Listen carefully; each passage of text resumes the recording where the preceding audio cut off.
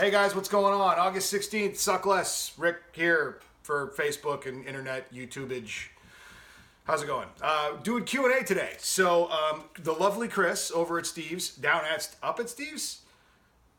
Definitely aside at Steve's, has sent me some questions that you guys sent in, and I'm going to answer them. Sorry, I had to kind of throw one together this week because, let's be honest, setting up a new business in Nova Scotia takes a lot of work. So, okay. Question number one.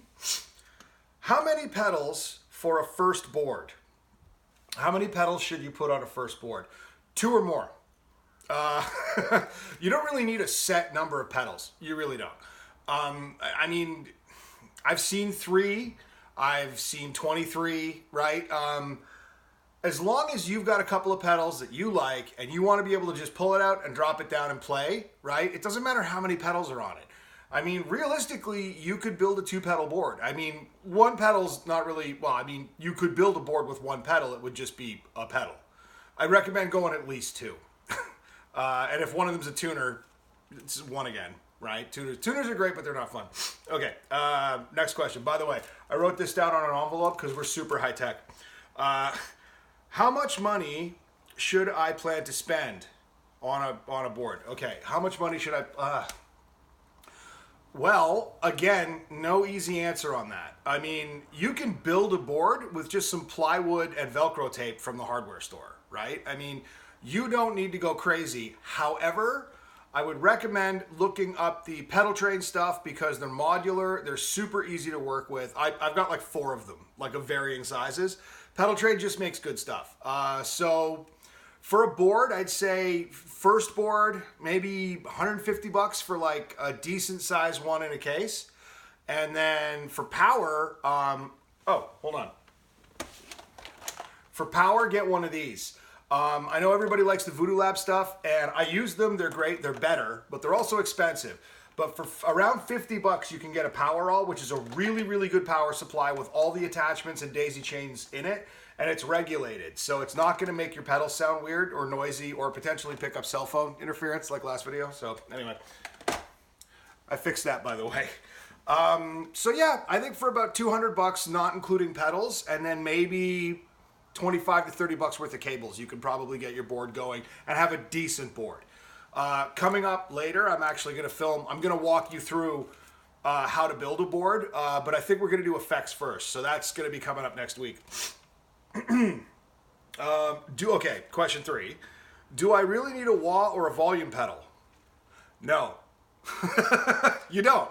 You can put whatever pedals on you want. You could build a board out of 3 tuners. It would just be stupid. But as far as needing a wah pedal, no. I mean, they're cool. If you want to put a wah on a board, though, you have to make sure that the board has enough depth to fit a wah. A lot of the starter boards are just like a 2-rail setup that only take individual pedals, nothing too deep. So yeah, if you want to put a wah on, you need the depth. But I mean, you don't need a wah. Lots of people don't use wah at all. I've got a wah pedal, and I built a couple of boards without. I've had it with. It depends on what you're doing. Now, volume pedals are interesting. You don't ever need a volume pedal. But depending on where you put it on the board or in your signal path, it's going to sound a lot different, right? So, because all it's doing early on, like say you put it really early, like tuner volume, all it's doing is mimicking the volume knob on your guitar. So if you like to roll back to like drop some gain out of your pedals and stuff, then a volume pedal is great for that because you don't have to use your hand. You can use your foot to do it. Or if you want to swell into something while playing, volume pedals are great for that. If you put it after some pedals, it's gonna. It almost sounds like a fader on a mixer, right? Or like when you're listening to music and you turn down the volume, where it sounds the same, it just gets quieter. And that's what happens when it's after an effect. So, I mean, they're cool. I like volume pedals. I use them for swells with delay. It's a lot of fun. But you don't need anything, right? I mean, the only thing you need to build a pedal board is pedals. So, next question. Okay. How do I make sure my board is properly powered?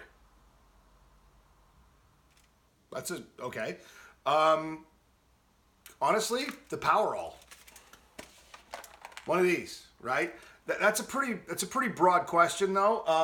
I got to be honest, man. You have to check the voltage and the amperage, and if you remember, I did a video about this explaining the difference between voltage and amperage and how they work.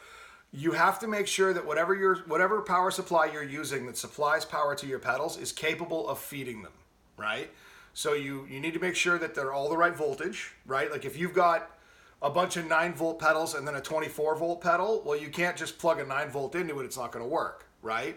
So you have to double check every pedal that you're using, and then you have to make sure that whatever you're running to it is giving it enough amperage. The Powerall, I'll just hold it. Hold on. The Powerall's 9 volts, but it's 2,000 milliamps, so it's enough to do a ton of pedals. And when I don't feel like rigging up an undermount power supply, I use this. I've got 2 of them. They're great. So as far as it's really a case-by-case basis, though. You're going to have to check and see each individual pedal what it takes, okay? Yeah, I'm sorry, there's no hard and fast answer for that question because there's a lot going on, right? So, but when in doubt, check first, don't turn it on because people have blown their shit, okay? So, word of the wise. Okay. What's a good beginner setup for dune, stoner, and desert rock? Fuzz. Okay, I recommend, always a tuner. That's my go-to when it comes to building a board. First thing you do is drop a tuner on it. And not just because you want to stay in tune, however, that helps with guitars, but it's good to have a mute. Right? At any point, if anything's going wrong, you can just turn your tuner on. It just shuts everything up. So that's good. Get a fuzz pedal. Serious. It doesn't matter what amp you're running into. I mean, for desert and stoner, and particularly doom, bass amps are good. Guitar amps are good. I mean, this is a pretty involved question as well. But when it comes to building a board for it, you don't need a volume. You don't need a wah. Let's tie that in. But get a fuzz, and get a good fuzz. Honestly, if you got a amp and a sick fuzz, the sick fuzz is going to do a lot of heavy lifting. I recommend Frost Giant Electronics, and I recommend Black Arts. But I got to be honest, man, just get a Big Muff. I mean, if you're just starting out, just get a Big Muff. They're spectacular. They're $100. They're good. Other than that, you might want a booster, like a Tube Screamer, something that'll just put a little heat on your signal, and then you can play around with that in the fuzz pedal. And then maybe a delay, especially if you want to do some more spacey stuff. Delay and reverb's really good. But when in doubt, if you have to choose between reverb and delay. All right? And then after that, it's all modulation and bells and whistles. Oh, get a phaser. Phasers are awesome. Particularly a Phase 90. I've got like 2 variations of the Phase 90. MXR makes a sick, easy to use phaser. It's 1 knob, 1 button, and it just makes everything swoopy. And I'll get into that in later videos too. We're gonna do like a how effects work series. So, but yeah, my recommendation: bare bones stoner doom metal. Get a good fuzz if you can. I mean, not everybody's made of money, but get a good fuzz. Get a decent booster, get a tuner, maybe a delay pedal, maybe a phaser. There you go. There's five affordable pedals that you can just get and rock with. Okay. Okay. Why not just get a digital board and forget pedals?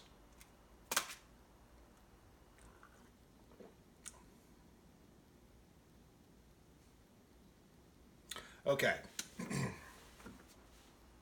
I don't like you. First of all. Second of all, because it's more fun for starters. It's awesome building your own boards. You get to pick all the little tones and all the little bits and pieces. Why would you want to? Okay, the other honest answer to this question is that by digital board, I assume you mean like a one-shot floor effects unit, like a Boss or a Line 6 or whatever. Okay, here's the deal. Jack of all trades, master of none. Okay? They're great. Like a Boss floorboard unit is amazing if you want to learn how effects work and what they do and what order they should be put in and all that stuff. It's a great one-stop shop for like $200 to $400. You can get a ton of different effects and you can play with them. It's way less expensive than buying pedals and experimenting. Like, I know the first board I ever built was not good, right? Because I was still learning. So a floor effects unit is great for that stuff, but man, they leave a lot to be desired. Like, they'll have a phaser, but it's not the phaser, right? Part of the fun is going and seeing what's the phaser I want, what's the fuzz I want, what distortion do I want, what kind of delay do I want, and also most of the effects on those things tend to be a little generic on their controls, right? For instance, the delay is going to be a delay, but it's not going to be an analog delay that I can self-oscillate. It's not going to be a DoD rubberneck that I can do like trails and stuff on and frequency sweeps. So it is really a jack of all trades, master and run. If you're just starting out, right, and you just want to get something to get your teeth in, floor, like a one-stop digital floor unit is great. You can run headphones in it, so you don't have to brutalize anybody with your awful learning of how all this works, because it really is spaghetti at the wall. You have to keep making mistakes, right? Which is actually the point of these videos, is I'm trying to help, because I've smacked my face into wall after wall with this stuff, having come up as a drummer. But I got to be honest, man. Okay, you're going to sound better if you build your own board. You're going to have a sick sense of accomplishment. It's an individual piece of your musical contributions, right? You built this art platform to make sonic art. That is why you build your own board, because you're literally putting together. It's like picking out all the colors you're going to use for a painting.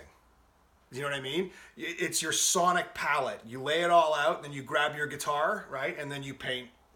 It's artistic expression, man, and it's way more fun. It's way more fun. I mean, I am a drummer first and foremost. That's what I do. Whether I'm still good at it or not, I don't know, because I don't practice much. But I love building boards, man. It's super fun. As a matter of fact, stay tuned, and I'm going to slap one together with you, right? So I can show you how it all works and stuff. But I got to tell you, man, it's way more fun to have your own board.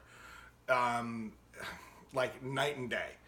But yeah, I mean, if you're just starting out, digital's great. I mean, there are benefits to it, right? I mean, you know, if you use a floorboard unit and you go to play a show in Europe, you can just buy theirs for the power difference, right? I mean, there's benefits to it, but I got to tell you, man, you're gonna sound way better with your own shit. So anyway, okay, it's Q&A for the week. Thanks for watching. Sorry we didn't get this up earlier, but I've been, you know, day 6 or 7 in a row. I've just been burning the midnight oil, as it were. So keep sending in your questions, though, and Chris is going to compile them, and he'll send them, and every once in a while we'll do Q&A like this. I don't care what the question is, just go ahead, ask anyway. I have a filter, so he won't let you abuse me too bad. Anyway, I'll see you next week, guys. Like, comment, subscribe, whatever all that stuff is. Do that. And I'm going to go back to living in the woods. See ya.